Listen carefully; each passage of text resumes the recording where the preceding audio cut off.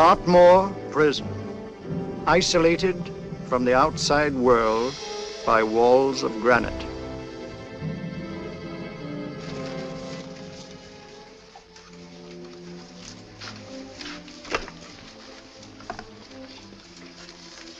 They say you could get out of here by merely telling what you know.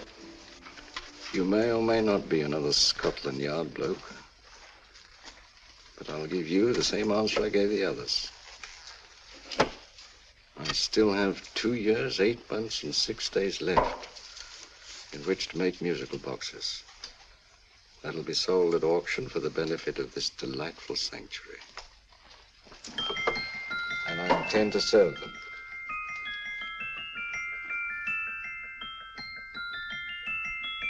Move along. And now we come to the next object on our list, or I should say objects, because there are 3 of them. Now, ladies and gentlemen, these can be bought together or separately. Now, these beautiful little musical boxes only arrived this morning, and I didn't intend to put them on the auction block until later, but I'm going to sell them now. So, good friends, as our old pal Mark Antony used to say, lend me your ears. And what do you hear? Right. The beautiful tinkle tinkle of a musical box. What a lovely trinket. What a beautiful gift. Created and made by loving hands. A thing of beauty and utility. Now, who's going to start with £5? It's a bargain, £5. Do I see any hands? If there's a connoisseur in the house, will go £3 for it. £2. £1. 10 shillings. Thank you, sir. Ladies and gentlemen, 10 shillings is offered for a musical box you couldn't buy anywhere in London for less than £5. It'd be stealing to let it go for 10 shillings. Like taking milk from a baby. All right, we're selling for 10 shillings. 10 shillings, 10 shillings is offered, 10 shillings is offered, 10 shillings is offered. And anybody give him £1? Want to give him £1? Oh, won't someone give me £1? £1, £1 is offered, £1 is offered, ladies and gentlemen, £1 is offered. It's against you, sir. Will you go to £2? We go to £2, sir. £2. £2 is offered. £2 is offered. Going once, twice, third and the last call. Sold to the gentleman for £2. Sorry, my dear. Now, ladies and gentlemen, comes the opportunity to purchase an exact duplicate of the beautiful little musical box just bought by this gentleman for the ridiculous low price of £2. Oh, it's exactly the same. Exactly the same. Made with the same hands. You hear that? Isn't that lovely? That tinkle, tinkle, tinkle, tinkle. Sounds like Bow Bells to me, you know, with little angels pulling on the ropes, eh? Who'll give me £2 for it? Who'll start me with £2? Will anybody start me with £2? Oh, come, ladies and gentlemen. You know, from your enthusiasm, we might all be in Scotland instead of London. Please buy it for me, Daddy. £2, certainly not. We all might be in Scotland. Besides, I don't like his manner. £1, 10 shillings. £1. £1 is ours. £1 is offered. £1 is offered, going £1. Any advance? Going once, going twice, the third and the last call. Sold to the lady for £1. Smart bidding, my dear. Thank you. We come to the third and last of these beautiful little musical boxes. Exactly the same. Tinkle, tinkle. Isn't that lovely? Ladies and gentlemen, I don't bring you here to gull you and swindle you. This is the exact replica of those 2 I just sold before.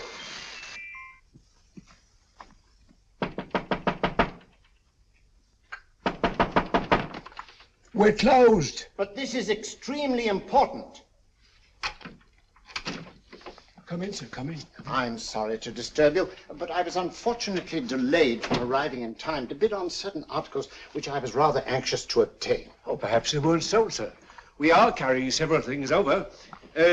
What might the articles be, sir? 3 identical musical boxes, about so large. Oh, I'm sorry, sir, but they were sold.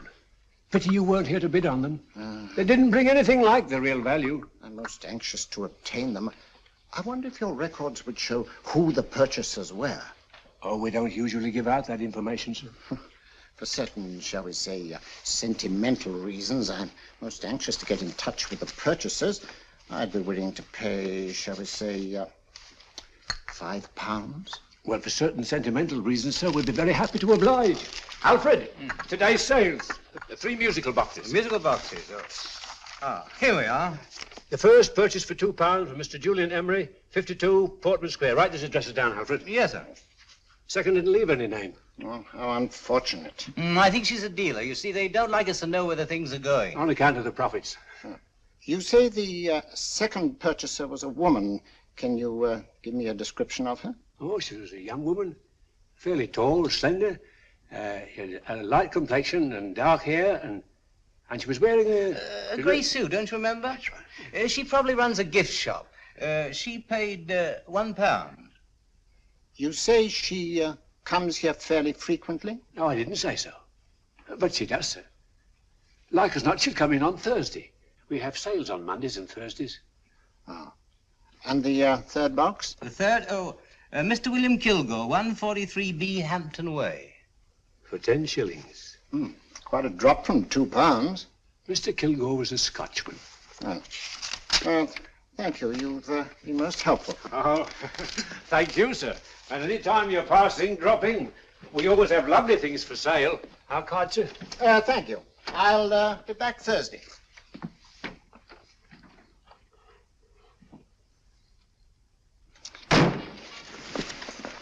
The message reached us too late. Musical boxes are being sold. Well, let's get out of here.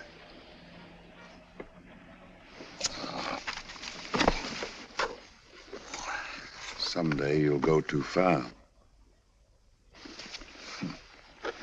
Reaching for a star, you fool. Yet a fool may touch a star, Colonel Cavanaugh, if he but reach high enough. But not possess it as you would. The musical boxes, they're being sold. What a pity for you, my dear Colonel. Is it my fault that the message reached us only an hour ago? Is it my fault that they were sold? You can't hold me responsible for that. Hope for your sake you're right.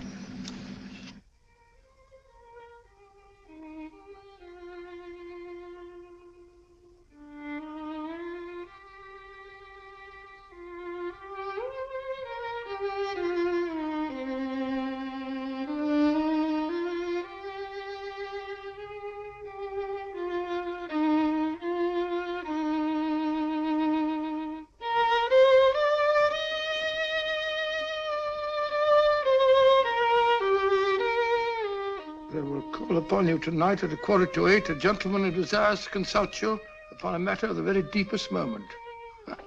Remember that letter, Holmes? It was written over 2 years ago. An interesting case, devilishly interesting. Irene Adler. What a striking-looking woman from the brief glance I had of her. Seems only yesterday. What charm. What poise, and what a mind. Sharp enough and brilliant enough to outwit the great Sherlock Holmes himself. I take it the new issue of the Strand magazine is out, containing another of your slightly lurid tales. It is indeed. And what do you call this one? I call it A Scandal in Bohemia. Not a bad title, eh? If you must record my exploits, I do wish you'd put less emphasis on the melodramatic and more on the intellectual issues involved. More on the What do you mean by that? Well, I do hope you've given the woman a soul. She had one, you know. By the woman, I suppose you mean Irene Adler. Yes. I shall always remember her as the woman.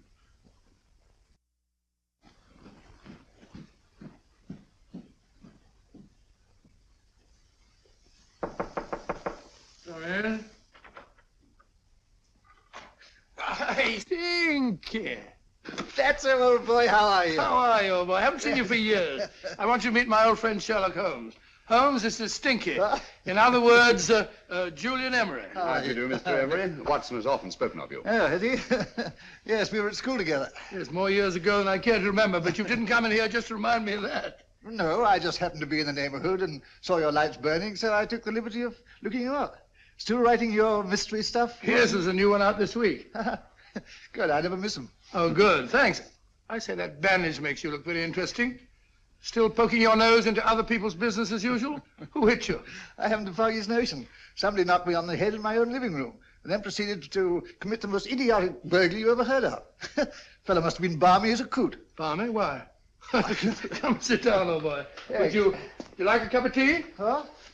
Oh, all right. I'll go and tell Mrs. Hudson about it. Yeah. Why do you say the robbery was idiotic, Mr. Emery?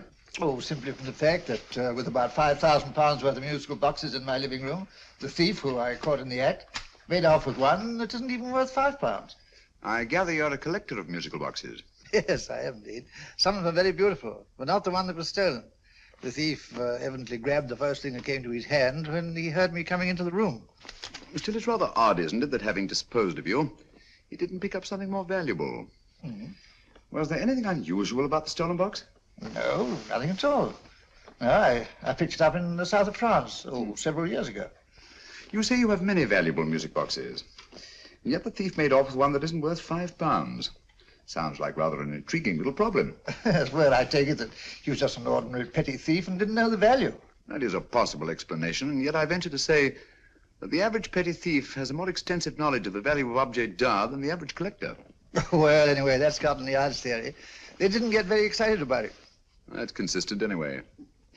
I wonder if I might see your collection, Mr. Emery. Oh, of course you could, yes. Nothing a collector likes more than showing off his trophies. When would it suit you? No time like the present. Good. My place is just round in Portman Square. Shall we? Yes, right.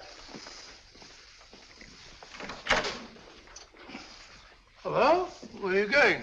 Stinky hasn't had his tea yet. Oh, I'm sorry. We're going round to my place, where I'm going to give you something better than tea. Now, this one was made for Louis XV, and is one of the very few still in existence from that period, and a particularly fine specimen at that. Charming, isn't it? Quite. They all sound to me like a lot of mice running about on a tin roof. I'm afraid you have no ear for music, Watson. Give me a good old band playing a rousing march. You'll have all your silly little tweets.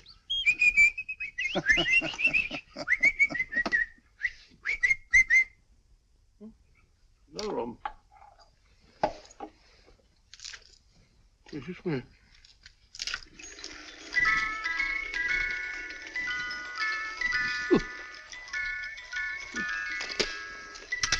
Stupid thing. Singing rabbit. What would you say offhand is the value of a box like that, Mr. Emery? Well, it's hard to say offhand, but I think we'll bring about £500 or £600 today. It's the gem of my collection. Yet a thief who steals an oddity like a musical box passes up one worth £500 for one of almost no value at all. Odd. Very odd. What was the stolen box like, Mr. Emery? Oh, just a plain wooden box about so big. Mm-hmm. As a matter of fact, I have one over here almost exactly like it. I picked this up yesterday at an auction room in Knightsbridge. Paid only £2 for it. Of course, I wouldn't in the ordinary way add one like this to my collection, but the tune intrigued me. I'd never heard it before.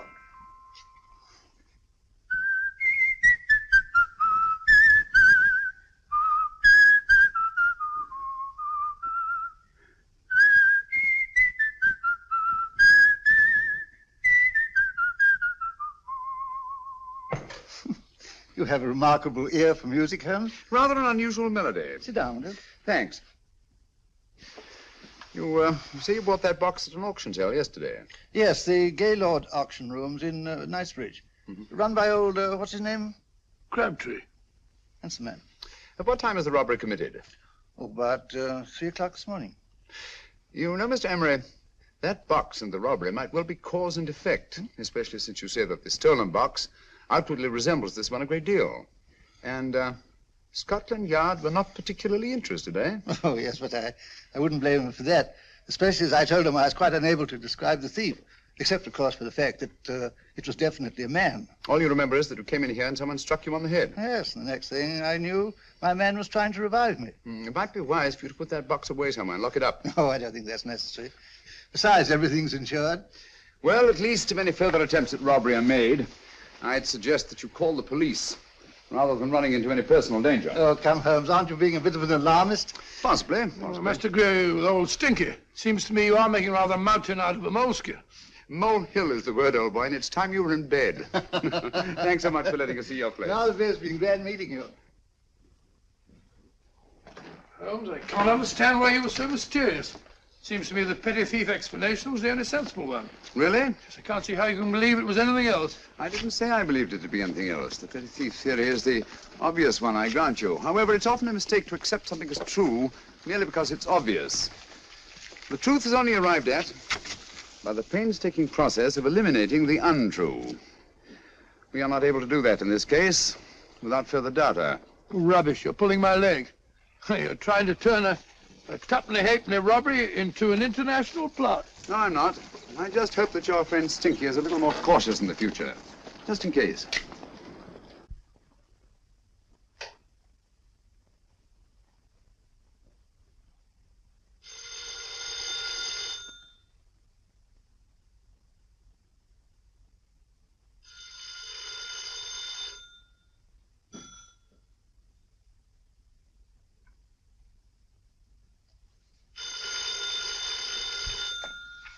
Hello?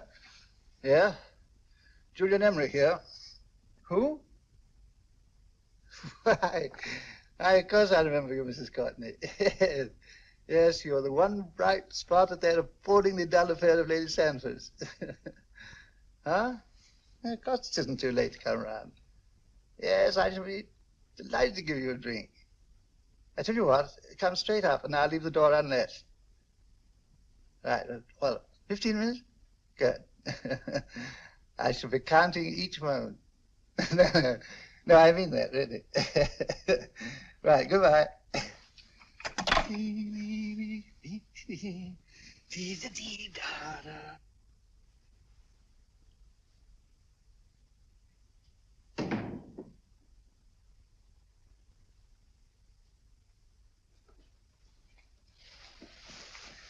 Boo!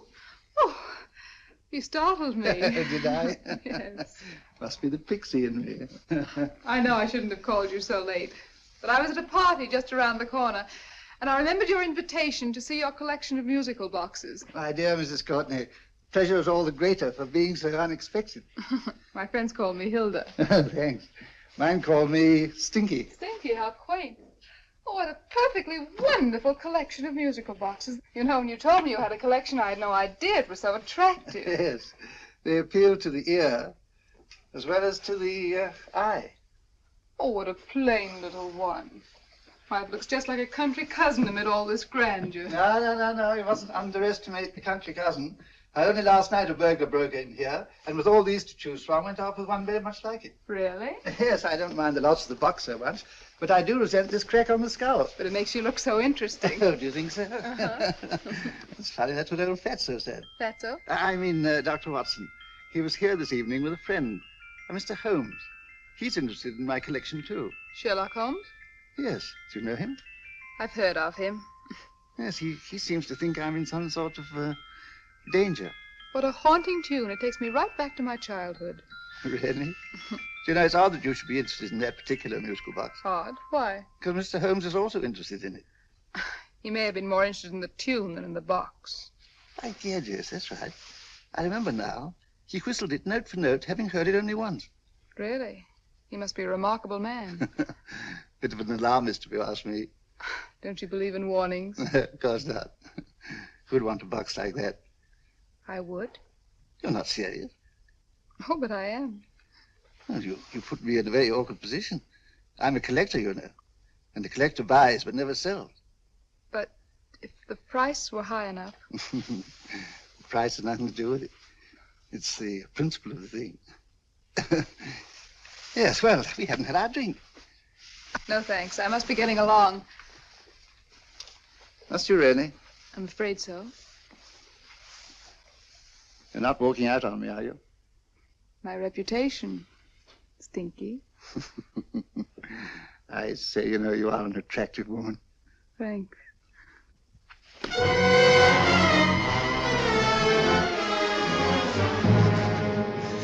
You fool. I told you to wait outside. What did you have to kill him for? All I had to do was walk out with this. He held you in his arms. Don't touch him. Don't touch anything. Now get out. I'm sorry. You're sorry. What about me? This is murder. What about Scotland Yard? What about Sherlock Holmes? Now get out!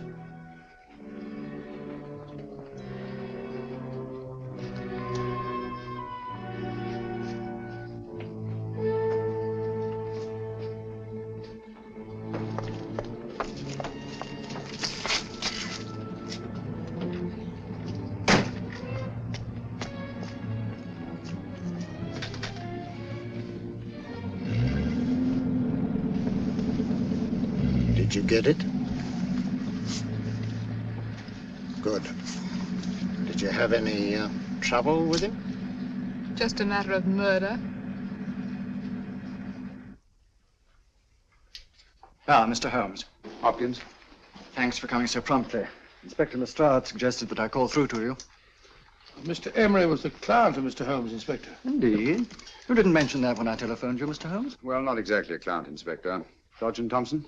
He was killed between the hours of 11 and 2 o'clock this morning, Mr. Holmes. Must have been someone he knew, someone of whom he had no suspicion. Poor old Stinky. It's all my fault. I should have prevented this. Well, it's no time to start talking about that now, Doctor. Apparently it's gone. That's the second attempt on the musical box that Emery bought at the auction sale. And this time it was successful. But that box was only worth £2. It was worth a man's life, Watson. I think we'd better pay a visit to Gaylord's auction room and that fellow Crabtree. Inspector, may I suggest that you make a complete search of this flat for a small, plain, musical box about that size? Thank you. Come on, Watson. You say the first box went to Mr. Julian Emery. The second to Mr. Kilgore, 143B Hampton Way. And the third to the unidentified young lady who presumably has a shop and lives near Golders Green. That's right, Mr. Holmes. Isn't it rather strange, Mr. Crabtree, that you should have had 3 identical musical boxes all playing the same tune? Where'd they come from? Dartmoor Prison. Dartmoor? Yeah, we get a regular shipment from there every month. The inmates manufacture them. Well, they make all kinds of things, you know, pipe racks, waste paper baskets, musical boxes. Did you happen to notice if anyone showed any particular interest during the auction in the purchasers of these 3 boxes? Oh, come now, Mr. Crabtree. This is very literally a matter of life and death. Well, since you put it that way, Mr. Holmes, there was a gentleman came in here about an hour after closing time, and he was in an awful state, he was. He gave me £5 to tell him where the boxes had gone to. He said they had a sentimental value for him, sir. Expensive sentiment.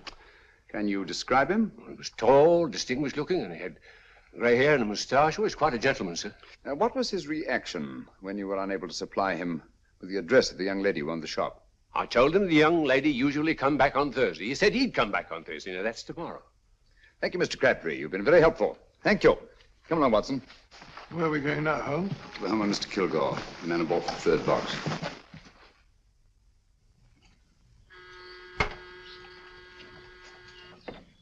But hang it all, Holmes, how do you know those other 2 musical boxes are of any importance? I don't, but I certainly have no intention of waiting until the owners are murdered to find out. No one at home. I hope that's the explanation. I'll have a look through this window.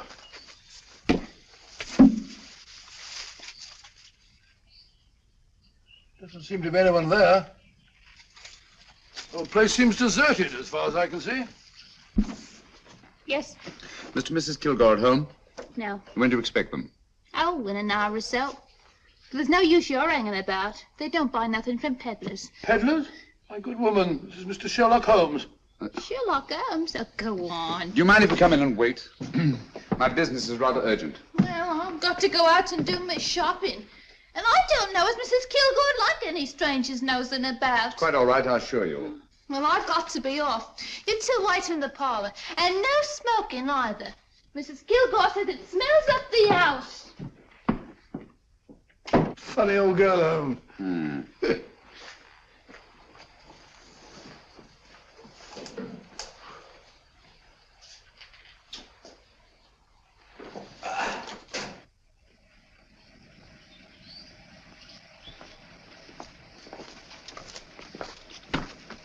Park Lane. Park Lane? And what would the likes of you be doing in Park Lane? Now, don't worry about the fare, Ducky. If you knows how to get to Park Lane, up it.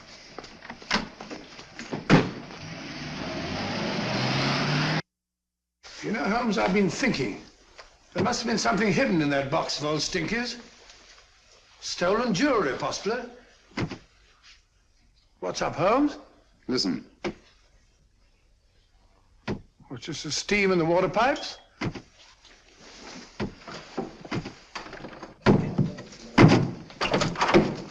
Watson! Great Scott! Come on, Holmes. Get on the chair here. It's all right, my dear. There. Now, don't worry. It's all over. There you are, dear. Don't cry anymore. She tied me up and shut me in the cupboard. I know. She won't come back. Did you show her your new musical box? Yes, she said she wanted to hear it play, and as soon as I showed it to her, she grabbed hold of me. I know. Now, don't worry. We'll buy you a new musical box. Yes, my dear, the best one in London. Watson. Oh, what a fool I've been. What do you mean, Holmes? She took the musical box out of this house in that market basket, right under our very noses. Why could the Kilgore charwoman want to take the music box? She isn't the Kilgore charwoman. She's a consummate actress. An extremely clever, unscrupulous woman who will stop at nothing. Take care of the child, will you, Wolfella, till our parents get back. Explain everything to them. Of course I will. But, Holmes, where are you going? Somewhere, somehow. I must get to the young lady who bought that third musical box before our opponents find her. I only hope that I won't be too late. Oh, no. No, darling, you mustn't cry anymore. Now, cheer up. Would you like to hear old Uncle make a noise like a duck?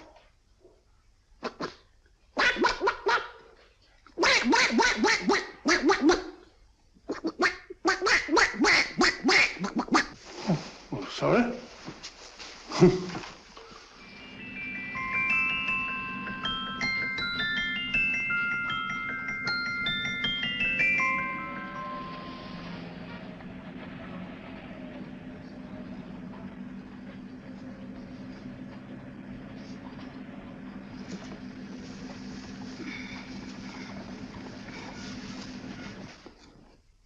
Now, ladies and gentlemen, how much am I offered for this beautiful lace Dresden china figurine? A lady of the French court. Now, this is the genuine article. What a beautiful ornament for your mantelpiece. Or you could use it as a centerpiece on the dining room table. Now, will somebody start me for £10? Will somebody start me for £10? £8? £7? All right, £5 is offered, £5 is offered, £5 is offered, £5, 10, £5, 15, £5, 15. £6 is offered, £6, going once, going twice, the third and the last call. Have you all done? Sold to the lady from Twickenham for £6. Next, we have a real museum piece, ladies and gentlemen. A fine 19th century doll. The costume an exact replica of the holiday clothes worn by the Hungarian peasant women. Now, ladies and gentlemen, an article like this would cost you from £15 to £20 in a West End shop. I'm not going to ask for anything like that. Who'll give me £2 for it? £2. Anybody offer me £2? £2 for the Hungarian? £2? £1. What? Does anybody give me £1? Anybody offer me £1 for the doll? £1 is offered, ladies and gentlemen. £1 is offered. Now, I'm not going to waste your valuable time or mine in trying to get one half of what this beautiful doll is worth. If the young lady can steal it for £1, that's her good fortune. So it's going once, it's going twice, the third and last call. Any more? Sold to the young lady for £1. And now, ladies and gentlemen, may I draw your attention to something which may be a great surprise to you, worthy of any collection. The only other one like it is in the British Museum. It's a Ming vase of the 7th dynasty. This vase lay in a large collection somewhere outside Rome for over 2 centuries, I understand. It was discovered there by the noted antiquarian Sir Andrew Coppleston. Now, some of you may remember Sir Andrew Coppleston. Besides being a noted traveller and antiquarian, he's also a gentleman rider.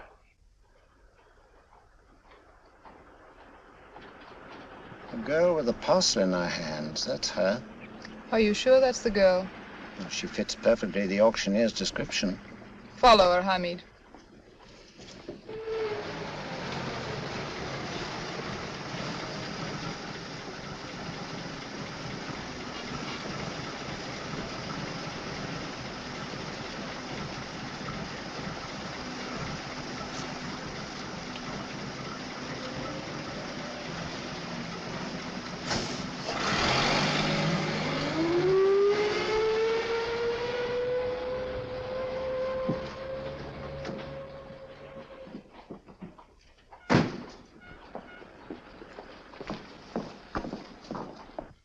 Lovely, dear. And only £1. We can get at least 3 for it. Easily.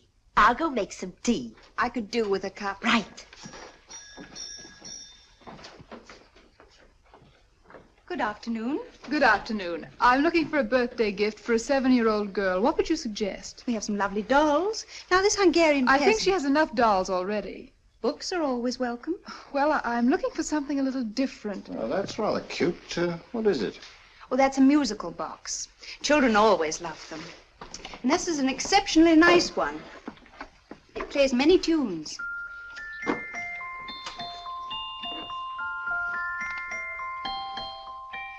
Have you any others? Yes. If you'll just step this way. I have only 2 left.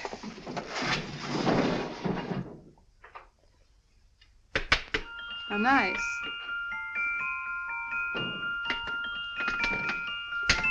Are you sure this is all you have? I'm sorry. They're rather hard to find, you know. That's our entire allotment. I did have one other, but I sold it earlier this afternoon. But it was only a plain wooden one. It wouldn't have been a very nice gift for a child. Really?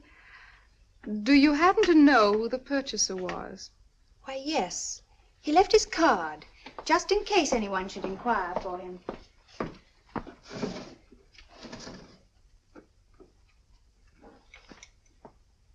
How interesting. I'm sorry, but I'm afraid I'll have to look a bit further. Thank you anyway. Good afternoon. Thank you.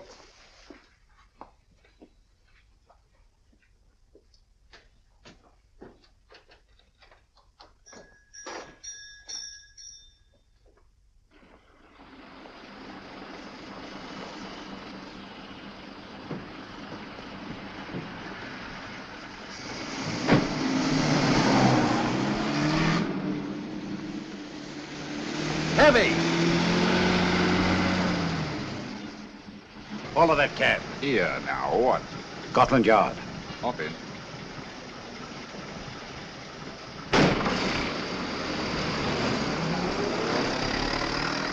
Sherlock Holmes. I might have known.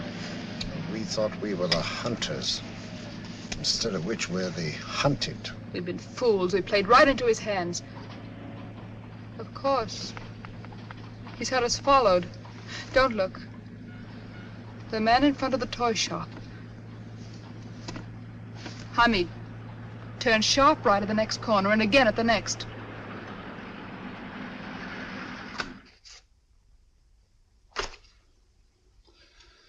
No photograph of her, Commissioner, as I expected. She's not a known criminal. But how do you expect to know if you do find her? After all, she was disguised as a charwoman. Don't worry, old fellow. If I ever see her again, I'll recognize her. Well, it won't be long till we know who they are and from where they operate. Who's covering them? Sergeant Thompson's following them, sir. They won't get away from him. He's a good man. We could have arrested them at Clifford's toy shop if we had any proof. But we know that they killed Emery. Proof, my dear fellow. We must have proof. We have x-rayed it, sir. There's nothing whatever concealed in the box. We'll have a look at the plates.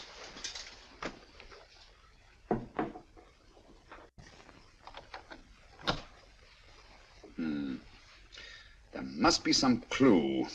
And it's probably so obvious that we've all overlooked it. Seems to me we're up against a bunch of lunatics. Not lunatics, my dear fellow. Extremely astute, cold-blooded murderers. What can these little musical boxes have in them that's so important? Don't forget they were made in Dartmoor prison. You can smuggle stuff into prison, but not out. Do you want us to break the box apart, sir, to see if there's anything the x-ray hasn't caught? No, not yet. Do you mind if I take it? Certainly. Thanks.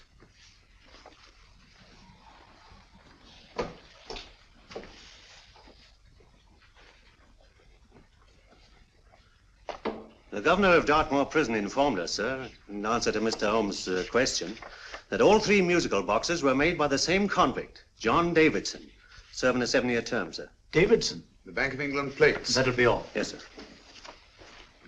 Now we're getting somewhere. Wait a minute. How did you know about the plates, Mr. Holmes? I'm a student of crime, Inspector. I make it my business to know about such things. And when the name of Davidson was mentioned... Well, who is this fellow Davidson? As long as Mr. Holmes seems to know all about it already, I suppose there's no harm in telling you. 2 years ago in London, there occurred a robbery of such tremendous importance, although the stolen articles themselves have no intrinsic value whatsoever, that the Home Secretary was instrumental in seeing that not a word of it appeared in any newspaper. But you never told me anything about this, Holmes. You were away at the time. Articles of no intrinsic value and yet of such importance? I don't understand. Davidson was apprehended within 15 minutes of committing the theft. But by that time, he'd hidden the articles in question and they've yet to be found. Before going further, Dr. Watson, I must inform you that this matter's not to be mentioned outside of this room. Of course not. Do I look like a man who'd gossip? Let's not go into that now, old fellow, shall we? Davidson had been employed for years in a position of extreme trust by the engravings department of the Bank of England. The articles he stole were nothing less than a complete duplicate set of plates for printing £5 notes. What? The Bank of England's own plates? Precisely. And with those plates, a gang of crooks could flood England with £5 notes, not forged in the usual sense of the word, but notes undetectable from genuine Bank of England notes in any way whatsoever. Good heavens. Any whisper at all might have resulted in enormous damage in shaking public confidence in the Treasury. We tried everything after we arrested Davidson. Offered him a shorter sentence if he'd tell us where he'd hidden the plates. Why, we even put in Scotland Yard men with him as cellmates, but no results. Obviously, Davidson's a man of strong character and infinite patience. Yet suddenly he feels impelled to smuggle out the secret of the hiding place of the plates to his confederates. Why? I don't understand, Mr. Holmes. Well, for example, has the Bank of England made any plans to radically change the design of the £5 note so that in, say, 7 years from now, notes made from the stolen plates would be worthless? Confidentially, Mr. Holmes, such a move was discussed. But replacing all the £5 notes in circulation would be such a Herculean task that nothing's been done about it as yet. I see. Of course, there is another possible explanation. Davidson didn't have much time to find a hiding place before he was captured. He may be afraid that the plates will be accidentally discovered before he's released. Hence his anxiety to communicate their whereabouts to his confederates as soon as possible. I believe you've hit it, Mr. Holmes. I'm sure that the message is contained in this musical box. Or rather, in all 3 musical boxes, since possession of all 3 seems to be essential. Our opponents have 2/3 of the puzzle, we have 1/3. Well, what are you going to do, Holmes? Try to deduce the message from the 1/3 that we have.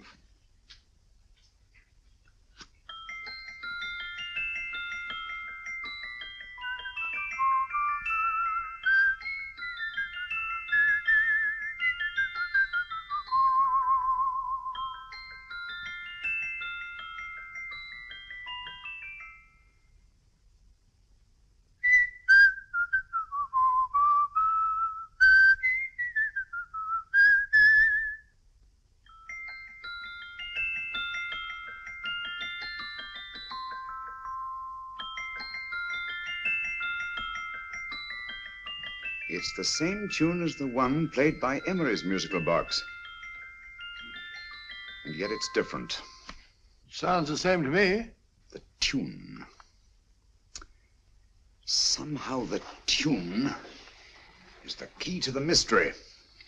It must be the tune. Otherwise, why use 3 musical boxes to convey the message? Why not collar boxes or shoe boxes? Yes?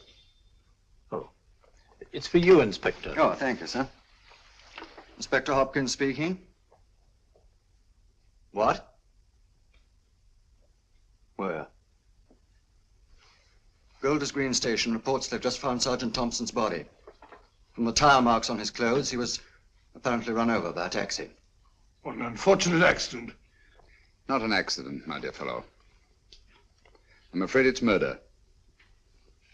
Oh, you never know just who you're going to meet when you're walking down a busy London street. Mrs. Hawkins, Mrs. Brown, any subject of the crowd. Oh, you never know just who you're going to meet. So you better hold your topper in your hand, just in case you meet a lady on the Strand. Girls will think you're kind of sweet, and your day will be complete. Oh, you never know just who you're going to meet. Now a gentleman is judged by his appearance. Yes, a gentleman is judged by how he talks.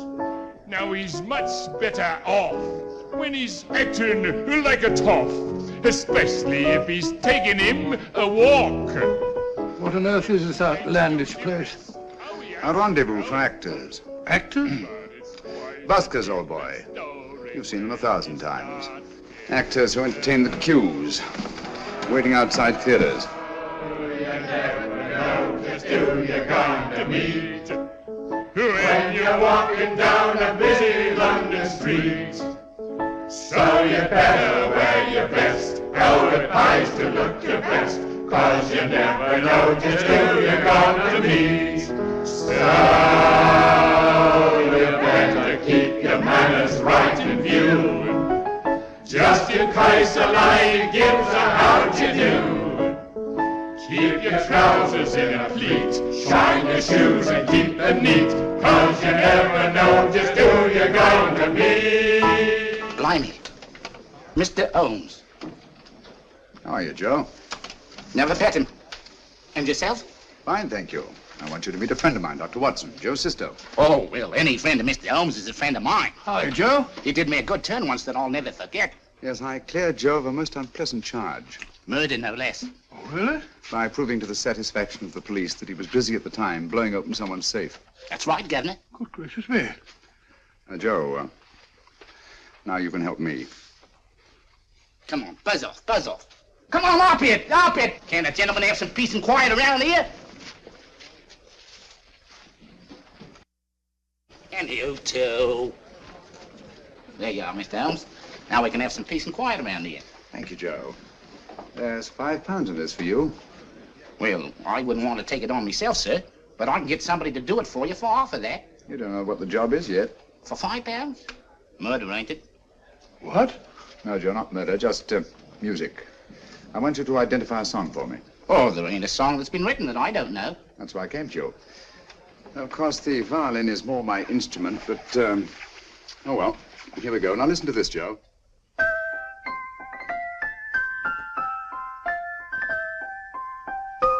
Wait a minute. You're playing that wrong.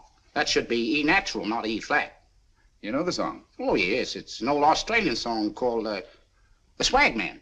But you're playing it all wrong. That's what I hoped you'd say. Now listen again, Joe.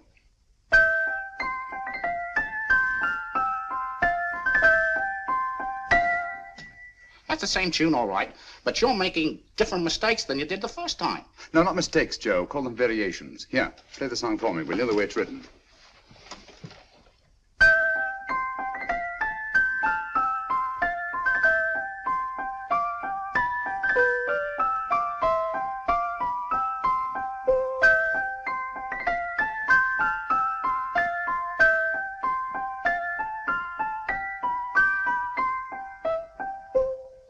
There you are. Thank you, Joe. What's it mean, Holmes? Are you onto something? Perhaps. I don't know yet. It's probably a code of some sort. Joe, could you write the song down for me, the way it was originally written? Oh, sure, Mr. Holmes, but it'll take a few minutes. Here, Mabel. Pale ale. Come on, up to it. Along with it.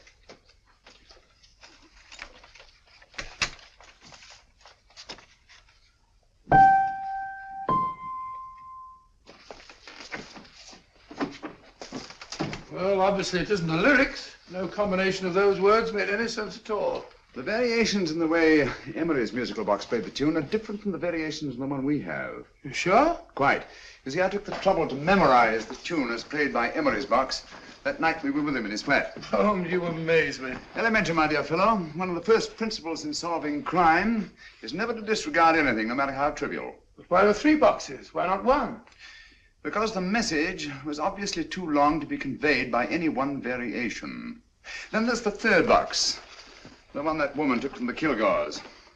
That contains yet another set of variations. Yes, well, it's all beyond me. Well, all we have to do now is to find the secret of the variations. Not a very easy problem to solve, my dear fellow.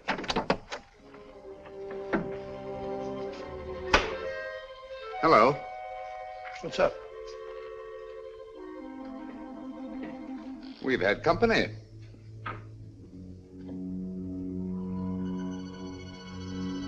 I say, this is outrageous.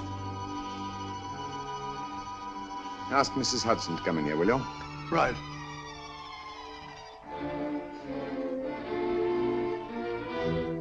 Hudson? Yes?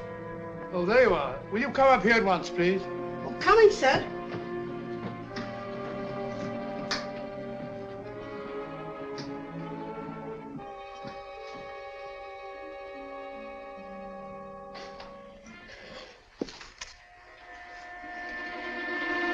Mercy me, Mr. Holmes. What has happened? Who called while we were out, Mrs. Hudson? Just a young lady. The one who said you wanted her to wait for you. And a nice-looking old gentleman with Our her. friends again, Watson. Friends? What did the young lady look like? Oh, I couldn't see her face. She had a heavy black veil on. But she had such a nice way with her. Oh, I'm sorry, Mr. Holmes, if I've done anything wrong. But you did say I should always let clients come in and wait for you. Don't worry, Mrs. Hudson, don't worry. You had no way of knowing. It's quite all right, quite all right. Now, don't worry, Mrs. Hudson. Don't worry. Well, where on earth's the musical box? They didn't get it. Didn't get it? Where is it? It's in your hand. Huh? In that biscuit jar. Take the biscuits off the top. Now put your hand inside, and you'll find the music box. Well done, Holmes. Well done. Amazing.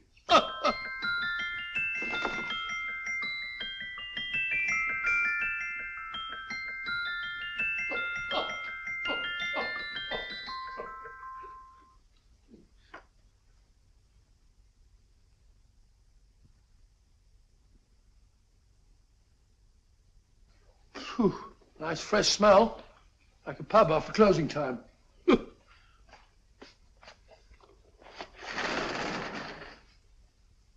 I say, Holmes? What? It's morning.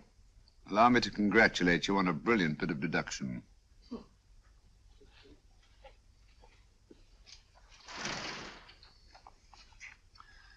It's not a transposition, not a polygraph transposition, not a trigraph, nor any known form of decoding. How about the Morse code? Have you tried that? Yes, at about 3 o'clock this morning. I'm sorry, old man. I was only trying to help.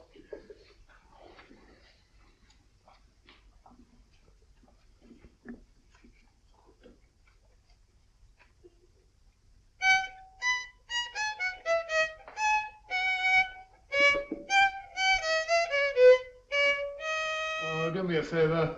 Not again. Must have heard that thing 1,000 times. Kept me awake all night.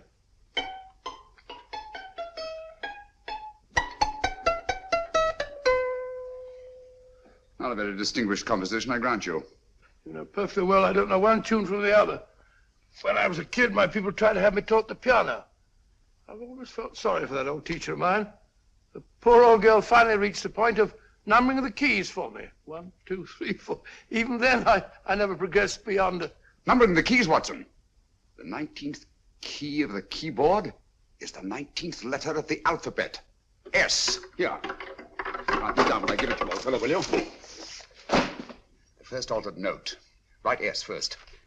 Now, the 8th key is H. The 5th key, E. The 12th key, L. The 6th key, F. S-H-E-L-F. Shelf. Your piano lessons were not in vain, old fellow. You've solved it. Thank you. Thanks, old bean. Hold it. We now have 2/3 of the message. Behind books, third shelf, secretary, Dr. S. Presumably, these are the first and second portions of the message. And this gang has the first and third parts of it. Precisely. Then it's a stalemate? Yes, Commissioner, but we can't leave it like that. There's no doubt in my mind that they'll try to secure our third of the message that's missing. Well, I assume you've taken every precaution to guard the Clifford music club. Oh, yes, it's carefully hidden at Baker Street with Dr. Watson on guard. However, I'm reasonably certain that, difficult as it may be, we can find the plates even without the missing part of the message. Behind books, third shelf, secretary, Dr. S. Well, outside of the fact that Davidson hid the Bank of England plate somewhere in London, Mr. Holmes, I don't see that we've progressed at all. Allow me to point out to you, sir, the key words, Dr. S. It looks as if the plates were hidden in the house of the doctor. Whether S stands for his first or last initial remains to be determined by a process of elimination. Well, there must be 10,000 doctors in London with S for a first or last initial. Precisely. And every one of them will have to be questioned in person. That's why I say this is a task for Scotland Yard. It's a task, all right. But Scotland Yard has searched worse haystacks and found the needle. Well, for the time being, I'll leave the matter in your hands, gentlemen. We'll call you if and when we get a lead on our mysterious Dr. S. Thank you. In the meantime, I intend to follow up a little clue concerning a cigarette.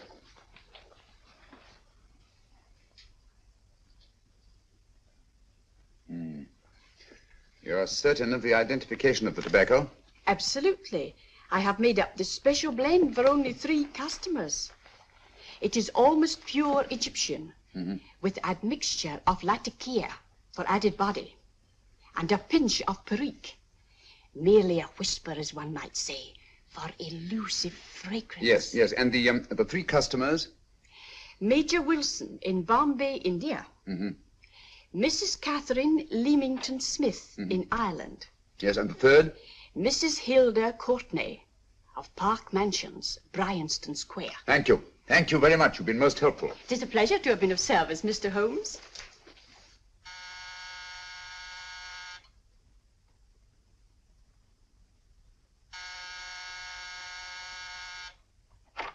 Yes? Mrs. Courtney? Yes. My name is Sherlock Holmes. Oh, do come in. Thank you. I've heard of you, of course, Mr. Holmes. I believe we have a mutual friend in Sir Edward Brookdale. He's spoken to me of you quite often. Indeed. And to what good fortune am I indebted for this visit? I think you know Mrs. Courtney. Well, I did get a summons for speeding last week, but outside of that, I don't think I'm of any interest to the police. Oh, come now, Mrs. Courtney. You seem to forget that you and I have met before. I'm sorry. I'm sure I would have remembered meeting the great Sherlock Holmes. Please sit down. Thank you. You say we met before. Yes. At the home of Mr. and Mrs. Kilgore, 143B Hampton Road. Kilgore? I don't think I know anyone of that name. Well, I didn't say you knew them. As a matter of fact, you called on them when they were out. I don't understand, Mr. Holmes. Really? And you were dressed rather differently. Indeed. Cigarette? Thank you.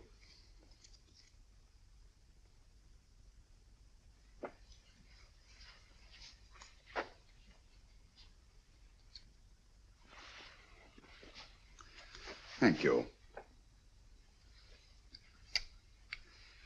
You know, Mrs. Courtney, people generally forget, in assuming a disguise, that the shape of the ear is an almost infallible means of recognition and identification to the trained eye. Evidently, you've mistaken me for someone else. Oh, no, not at all. Though naturally, I expected your denial.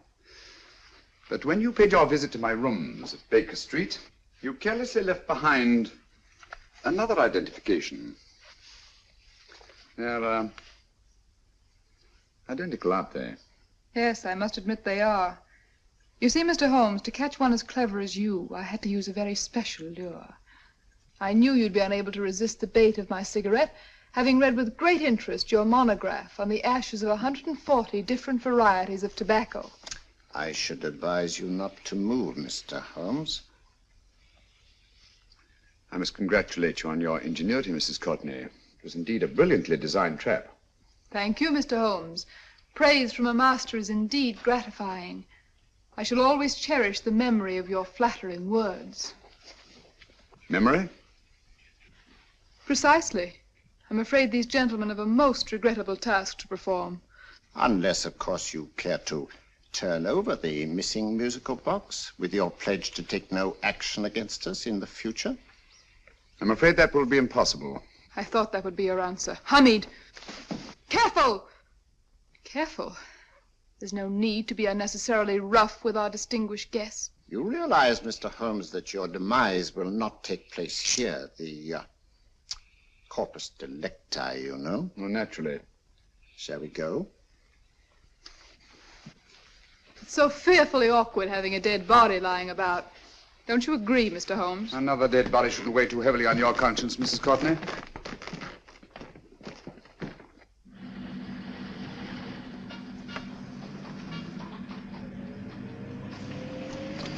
You mind if I have a cigarette? Ah, don't see why not.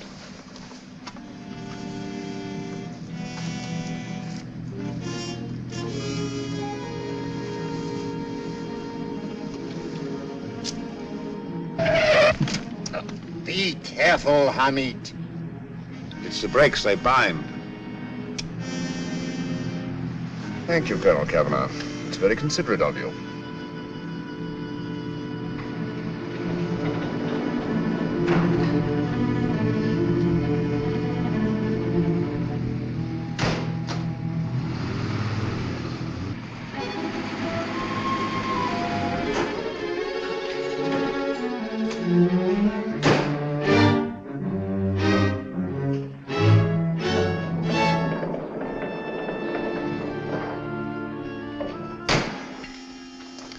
You'll be happy to know, Mr. Holmes, that your death will be a painless one.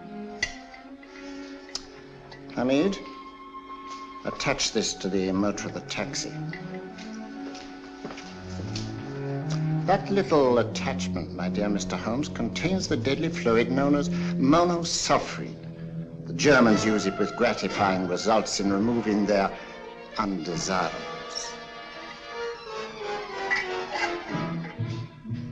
Start the motor.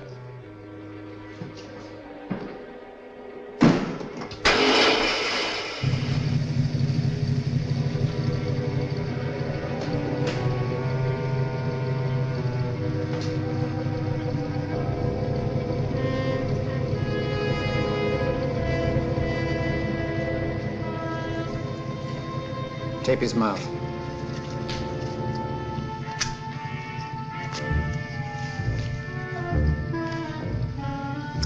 Now, up with him, Hamid.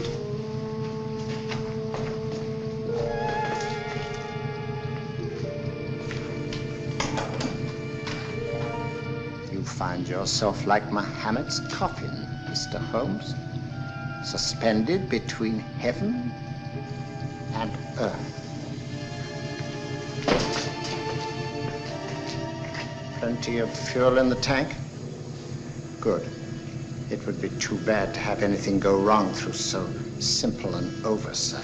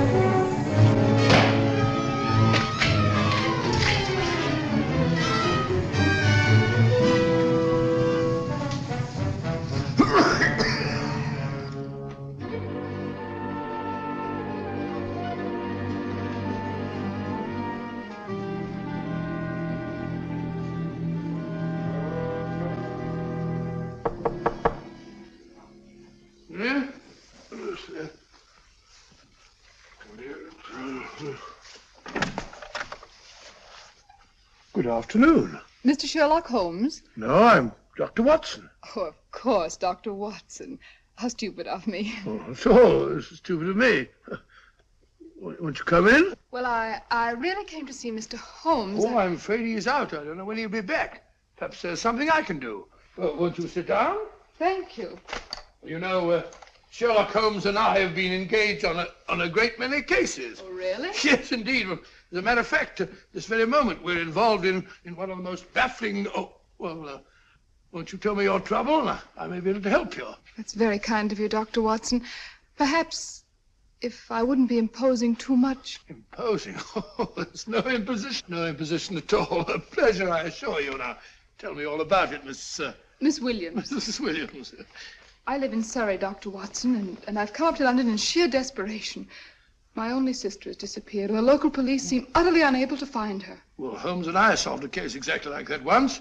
Very interesting as far as I remember.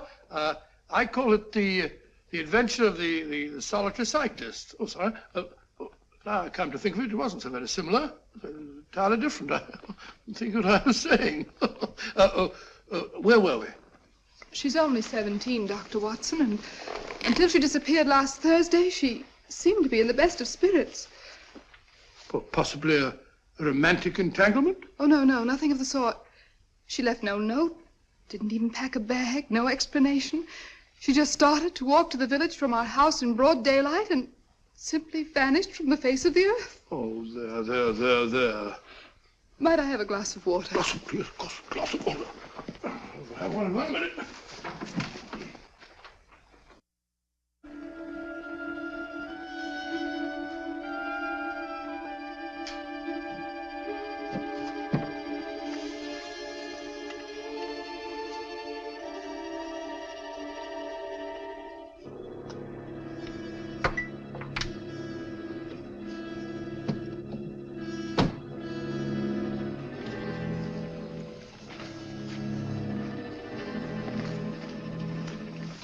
There you are, my dear. Thank you, Dr. Watson. No, you're not to cry anymore. You must pull yourself together. I feel much better already knowing that you're going to help me. Oh, Dr. Watson, look! Good heavens! Get through the fire brigade, quickly!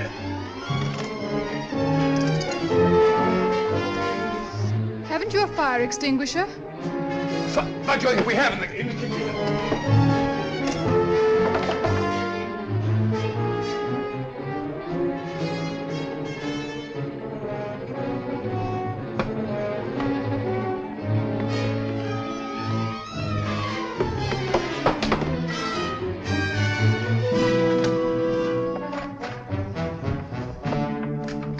Don't you worry, Miss Williams. We'll have this thing out in no time.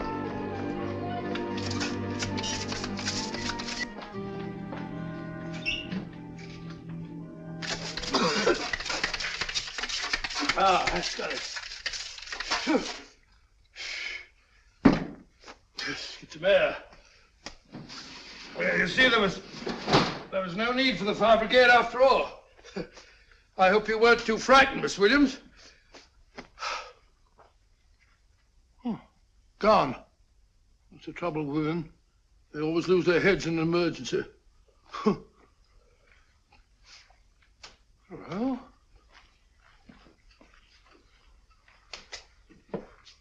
A musical box. Great Scott! Miss Williams!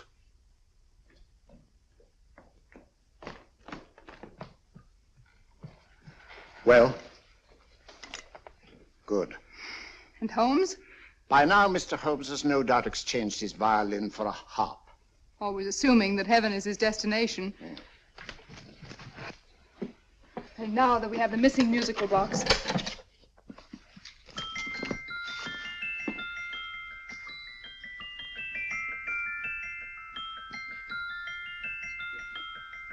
Nineteenth note. 19th letter. Yes. He hasn't been there, you say? Holmes, where on earth have you been? I've been trying to get you at the club, at Scotland Yard, all over London. You were looking for me in the wrong places. Holmes, terrible things happened. I've been duped. That woman, she made a complete fool of me. Well, what do you mean? Well, she came here, let off a smoke bomb. I thought the whole place was on fire, and my first thought was to save the musical box. No need to say any more. She has the box. Yes. Don't blame yourself too much, old fellow.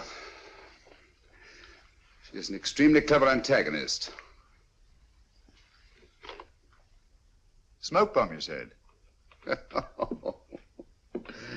Well, you can console yourself with the thought that your charming friend is at least a reader of yours. What do you mean? If I remember correctly, you wrote about my little experiment with smoke and the cry of fire in a story you entitled A Scandal in Bohemia, which has just appeared in the Strand magazine. All right, old boy. Don't rub it in. Well, it may cheer you up to know that you made a fool of me, too. That cigarette stub was planted here for one express purpose.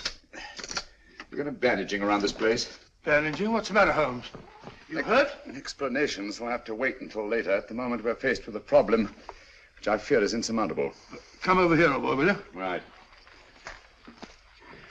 Our opponents are in possession of all three parts of the code. And here are we, while the Bank of England plates pass into their possession. Cheer up, old fellow, cheer up. As Dr. Samuel Johnson once said, there's no problem the mind of man can set that the mind of man cannot solve. What's that, old fellow? I was just quoting Dr. Samuel Johnson. He said there is Thank you, Watson. Thank you. Leaving the front reception room, we come into the main hall, where Dr. Johnson was in the habit of passing through to have his meager meals in the dining room opposite, in company with his friend and biographer, James Boswell. We will now pass up the stairway, which remains in its natural wood finish, just as it was when the good doctor was here. The framed etching on the wall is believed to have been presented to Dr. Johnson by the distinguished painter, Sir Joshua Reynolds. I've been told here that that picture was given in by Mrs. Thrale, and it's definitely not a Reynolds. Is that important, my dear? Oh, I'm sorry. This way, ladies and gentlemen, please, this way. Move along, children, move along. The secretary's not on this floor. Patience, Hamid. I've a feeling My that... dear Colonel, with Sherlock Holmes out of the way, what could go wrong?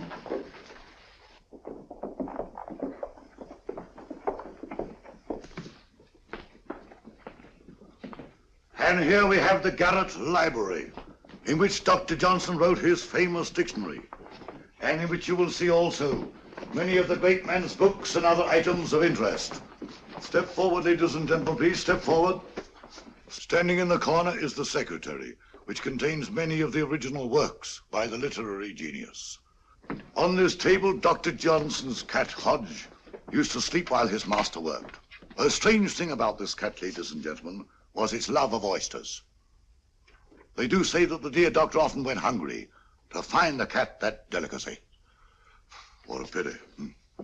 Now we will visit the grey room, which is immediately below us, in which you will see the very bed in which Dr. Johnson died. What did he die of? Gout. Just gout. This way, ladies and gentlemen. Mind the steps, please.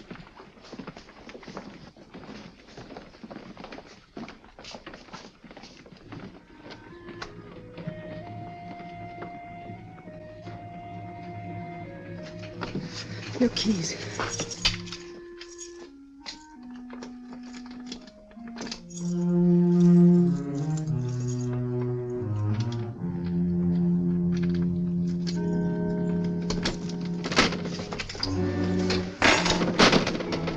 Third shelf up.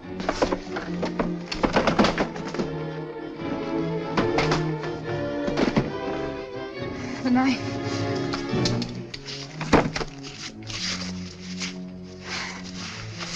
Gentlemen, the Bank of England plates. Well, Mrs. Courtney, so we meet again. No, I shouldn't do that if I were you, Colonel Cavanaugh. I must congratulate you, Mr. Holmes.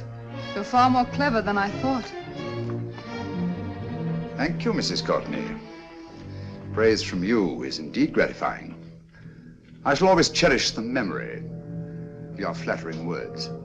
Memory? Oh, thank you. And now I have a most regrettable task to perform.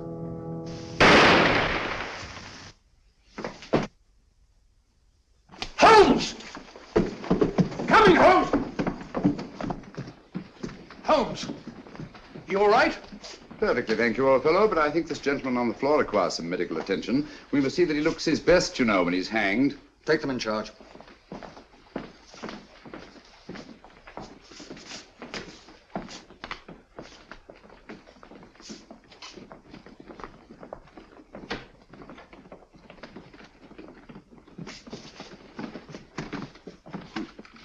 A brilliant antagonist. It's a pity her talents were so misdirected. Will you see that these plates are returned to the Bank of England, Inspector? I still don't understand how you solved it, Mr. Holmes. It's entirely due to Dr. Watson. He gave me the clue when he mentioned Dr. Samuel Johnson. Well, congratulations, Doctor. Oh, thank you, Inspector. I don't think I could have done it entirely without Mr. Holmes's help, you know.